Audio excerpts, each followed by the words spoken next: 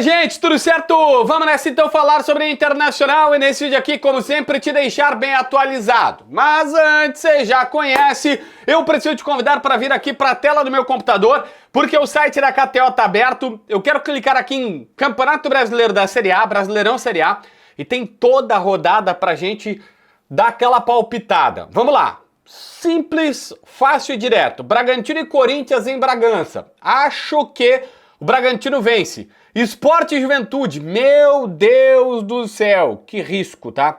O Sport tá melhor do que o Ju, acho que o Sport ganha. Vitória e Internacional, acho que o Inter ganha. Botafogo e Vasco, esse é difícil, mas eu vou no Botafogo, é no tapetinho. Atlético Mineiro e Bahia, da Galo. Grêmio e Cruzeiro, da Grêmio. São Paulo e Flamengo, puxa vida. São Paulo e Flamengo, São Paulo e Flamengo, São Paulo e Flamengo. Acho que dá Flamengo. Fluminense e Mirassol. Fluminense e Mirassol. Fluminense e Mirassol. Acho que dá Flu. Ceará, puxa vida. Ceará e Fortaleza da Fortaleza. Palmeiras e Santos. O Santos toma draga. Vou no Palmeiras. Cara, todo mundo vai vencer essa partida. Ou não vai ter empate nessa rodada do Campeonato Brasileiro pela nossa projeção aqui, ó. Mete cincão. Meu Deus do céu, é um ganho absurdo. Peraí, eu não posso ter o ganho aumentado. Ó. É um ganho absurdo. É um ganho absurdo. R$ 9.571 com 10 centavos. Eu botei 5, a odd tá 1914. Meu Deus, ano simbólico. 1914 a odd. Tá 5 pila para ganhar 9.571 com 10 centavos. Toda a rodada do Campeonato Brasileiro tá aqui apostada pelo JBzinho. Viu como é fácil? Simples, tranquilo. Na hora tu pode ali fazer a tua aposta na KTO. Se tu quiser fazer a mesma coisa, na descrição, no primeiro comentário, tu tem o link do JB para ir para lá.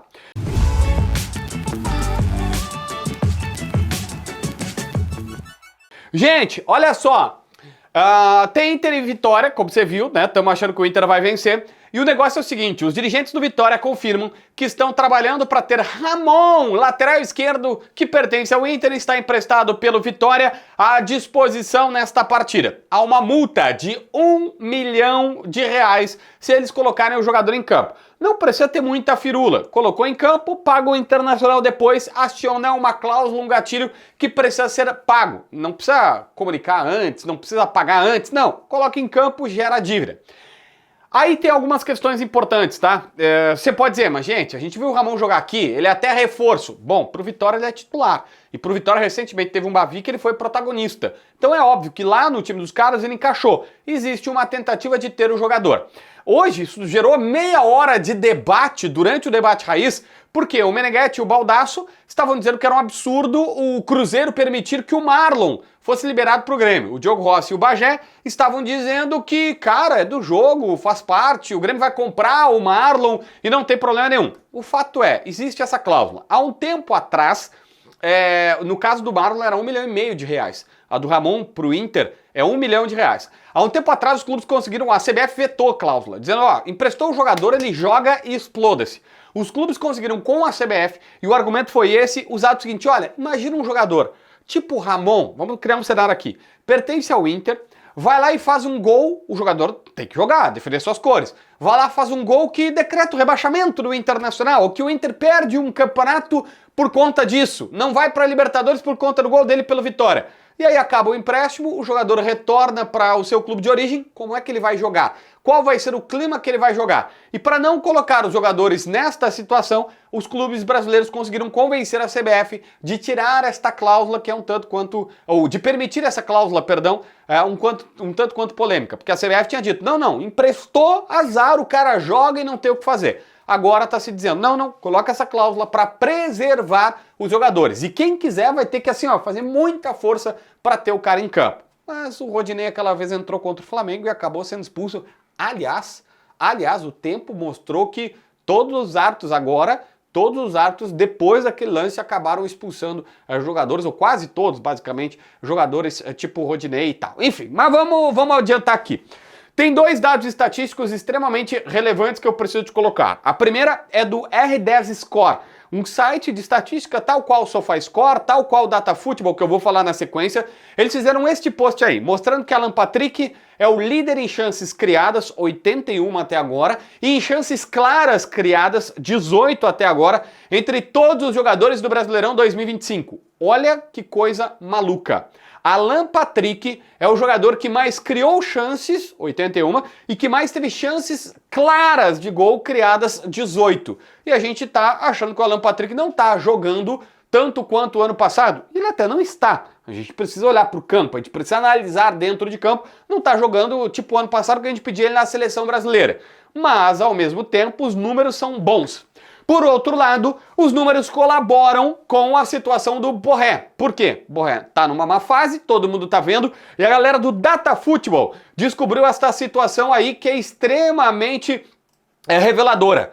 Rafael Borré finalizou uma vez no alvo, ou seja, acertando o gol, nas últimas 9 partidas do Brasileirão. Em 9 jogos, ele teve 13 finalizações e apenas uma vez, justamente no gol contra o Sport, ele acertou a casinha, ele acertou o gol. Um aproveitamento de 8% nas finalizações. Aqui tem um dado relevante. Primeiro, 9 jogos, 13 finalizações é pouco. Quer dizer que ele tem uma finalização e meia por jogo mais ou menos, tá? Não dá isso, mas é mais ou menos isso. Ele não tem 2 finalizações por jogo de média. Isso quando o Internacional joga, por exemplo, ele faz 90 minutos contra a equipe do Atlético Mineiro e o Inter com 1 a mais. E dessas 3 finalizações, 12 não acertaram o alvo. Só uma no gol contra o Sport, que é o pior time do campeonato, o cara acertou a casinha. E se não acertar pelo menos o gol, vai ficar difícil. Aproveitamento baixo do Borré. Aqui tem uma explicação que não é só no olho, é também no número, esse dado estatístico extremamente preocupante com respeito ao Borré. Uma última aqui diz respeito ao Luiz Otávio, volante 18 anos da base do Inter, tá desde os 15 anos por aqui, jogador que, a informação é, olheiros do Orlando City dos Estados Unidos estão em Porto Alegre para acompanhar mais de perto o dia a dia do jogador e acompanhá-lo jogando. Na última partida, o titular foi o Thiago Maia. Ele não foi o titular, mas embora seja protagonista, ganhou mais minutos, principalmente com a chegada do técnico Ramon Dias recentemente. Mas um time americano está de olho nele. Eu preciso te colocar que, primeiro, é normal todo mundo acompanhar. O Inter tem lá no Capa de 50 a 200 jogadores que são acompanhados toda hora. Mas quando tu manda uma pessoa em Porto Alegre e tem uma pessoa em Porto Alegre para olhá-lo, é porque provavelmente os caras estão pensando na próxima janela de transferências e fazendo uma proposta para o Luiz Otávio. Só que o mercado americano não paga tanto quanto o europeu. E eu preciso te dizer que, por exemplo, o Kaique, aquele bom volante das categorias de base do Grêmio, foi vendido para o Dallas dos Estados Unidos, está até bem por lá, tá? Por na casa 4 milhões de dólares, seus 23 milhões de reais na época que ele foi vendido.